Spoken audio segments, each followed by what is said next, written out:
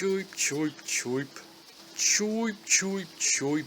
Apparently, it's harder to aim a gun than it is to throw a grenade perfectly every single time. Well, they do say baseball's America's pastime. Welcome to Prohibition-era Chicago. Gangsters operate breweries, speakeasies, casinos, and brothels in a surprising amount of stereotypically everyday-looking buildings, indistinguishable from the others. Why were they chosen as ideal foundations for operating rackets as opposed to the others? I don't know. Disclaimer before we start, a friend got me 2 months of Gamepass, and this was the first game I played on it. I will still later on use the Steam pricing, I just mention it here in case there are any noticeable differences in the versions. And this game was kind of an ideal choice. It always intrigued me, but the mixed average review score on the Steam page always kept me at bay. Let's start with a big positive. The visuals and setting. It looks gorgeous, big draw. A living world with a lot of detail. A lot of uniquely designed gangsters. Different neighborhoods, with visual distinctions among them. Quite good graphically, but it does have some issues. The grunt security gangsters all have the same uniform. Modern prom stock, I suppose. Tight grey vest, slacks, white shirt, hat with not too wide a brim. Ugh. Sometimes the buildings can look repetitive, outside and in. A deluxe club, such decadence. Is it a franchise? And in the visual realm it can also have unrefinements. I think I saw one occasion of invisible cover. I assume some sort of vehicle is supposed to be here. You can have it in any color you want as long as it's black or invisible. And you may see some kind of jerky movement physics. Not all gangsters are reckless, especially momentum-wise. And that world is only dressing, nothing gets destroyed. Bystanders don't get hurt. And quick, the boss is back! Drink! But ultimately I believe there's more good than bad visually. I really like how it looks, in spite of all the grey. It's just you probably will notice cracks in the facade. The pretty facade. And the music is good too, mostly jazz I believe, to fit with the roaring 20s theme.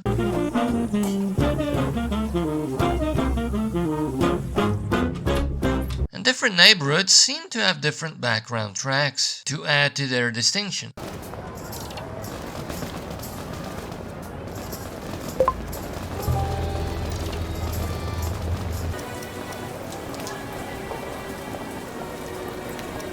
One neighborhood even sounds as though it plays doo-wop or something.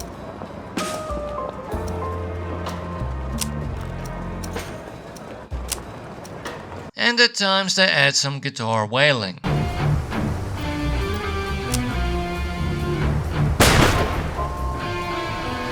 Presumably because they didn't fully trust in the era's action music credentials. But it still sounds good and fits, unless anachronisms are a bit of a pet peeve of yours. Now on to gameplay. It's probably separated in 3 games kind. Turn-based combat with action points and impressively consistent cover. Fights can break out in a whole bunch of places. And most things will count as cover, to some extent. And your characters have special abilities and RPGing, leveling up, etc. Then you throw in a management element, where you purchase and upgrade rackets for more weekly income, security, less police attention, etc. And lastly, there's a diplomacy system with the other gangs that reminds me of the systems in grand strategy games. And I suppose all 3 of these elements are rather light. The turn-based combat is fun, but the RPGing doesn't use XP. New abilities for a class are learned over time, not combat, so kills are rewarded less. And there isn't much in the way of active offensive skills until the later levels, and they require turns of cooldown, so usually you'll move to cover, shoot or use Overwatch. And these mechanics accompanying the sounds of some of the weapons and death can be rather satisfying.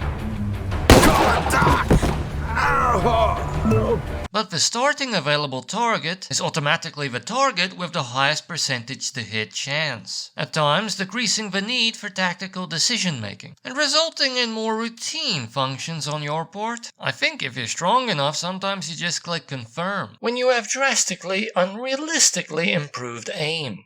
There's no way I can miss. Literally. And the weapons do scale up, but fairly slowly. You do get loot after combat and can visit the black market. Weapons can be bought there, but the store is a tad random, and rarely goes above uncommon rarity in my experience. And rackets with higher levels of upgraded security have stronger guards with armor, and they're tough nuts to crack if you haven't got some very powerful weapons. Usually the kind you'll be rewarded with when you defeat the rival crime boss. And even then it can be tough if you take them on directly, without first softening up their other rackets in the precinct, cutting off their reinforcements. Just hunker down and kill them as they come, unfortunately for the hardwood. So it can be mildly sloggy at times if you decide to go on full-out war with someone who's established themselves. And after defeating a tough crime boss, battling high-end muscle, and then going up against someone less established, with weaker thugs, can feel like busy work, annihilating masses of them. And the eventual reward for doing all of this is more territory, owning more rackets. And that can be satisfying at first, growing your criminal empire, seeing your soldiers protect your interests, squaring off against enemies in the next precinct. It genuinely can feel like you're a criminal kingpin. This territory is now under our protection. Beat it. But the management element can go a bit downhill in that there isn't really that much to it. There are only 4 racket types and all of them can be upgraded, have them produce better alcohol, improve the ambiance,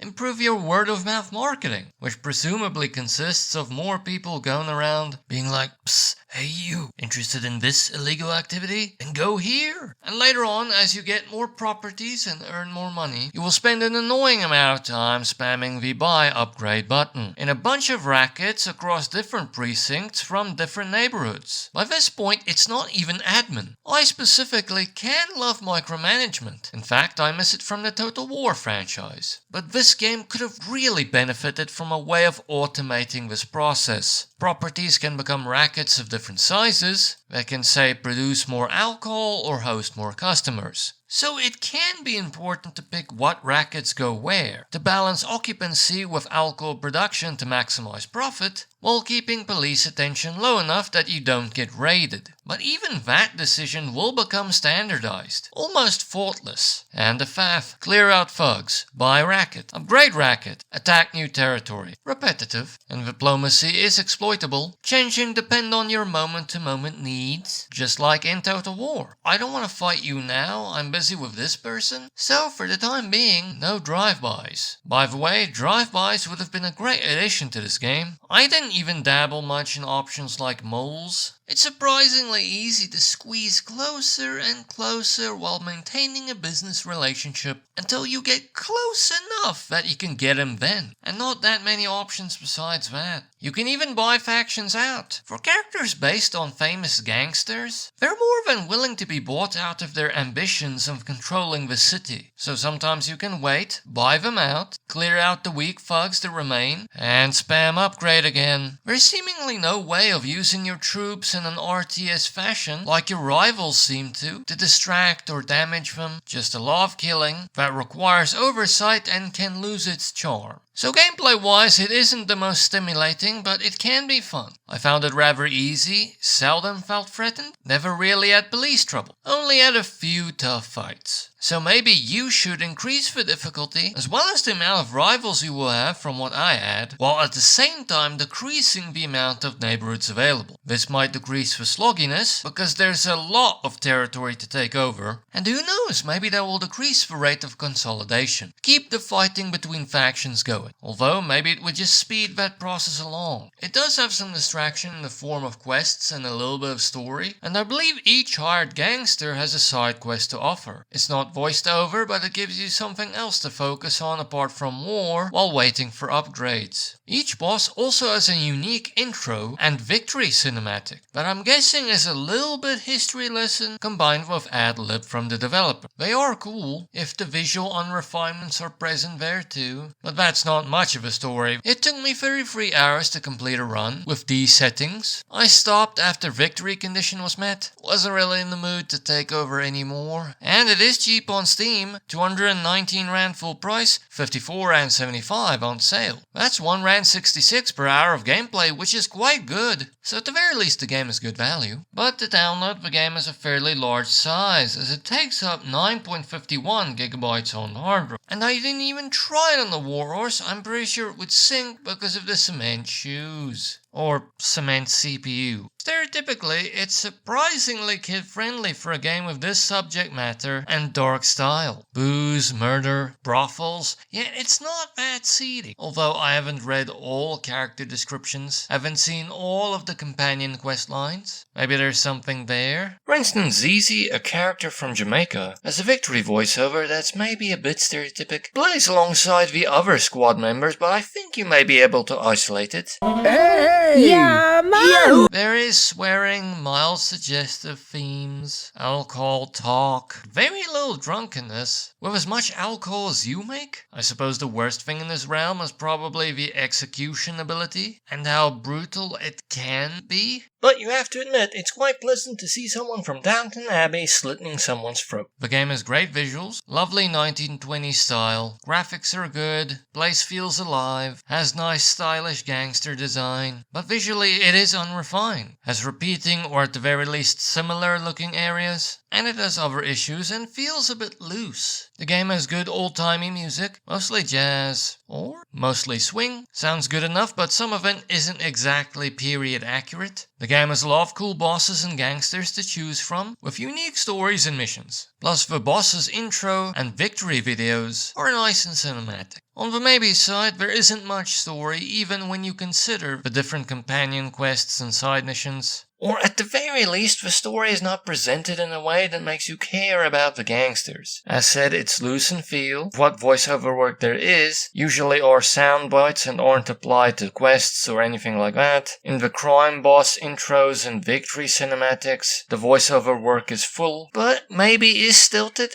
How do you know he's in the city? You're not the only one with connections. I heard from a friend that he's been in the city for a little while now. Holed up in that casino.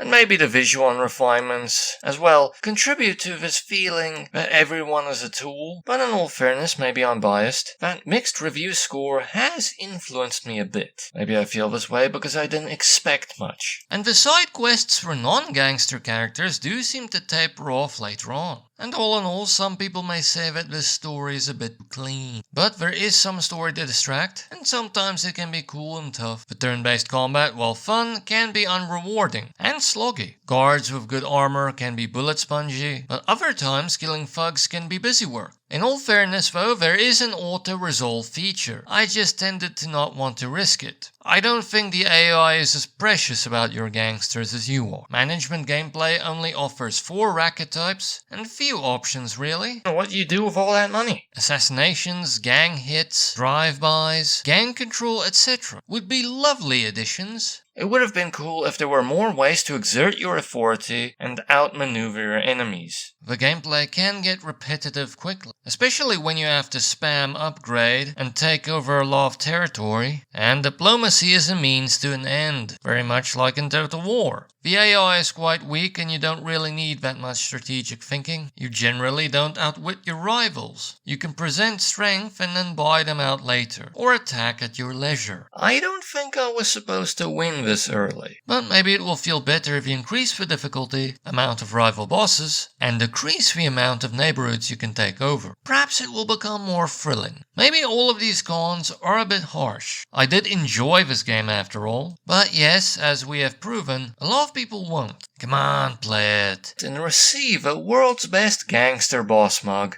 Just look at how much your employees love you. Who says you need to rule with fear? Pleased with a lot of things you do. I dare say none of them are going to plant a car bomb beneath you. They couldn't really if they wanted to. Because you're so salt of the earth that even though you're wealthy with a lot of people working under you, you still use taxis and have no car apparently.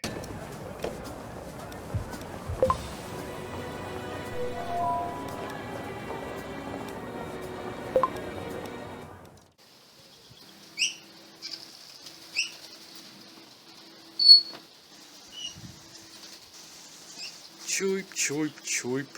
Choip, choip, choip.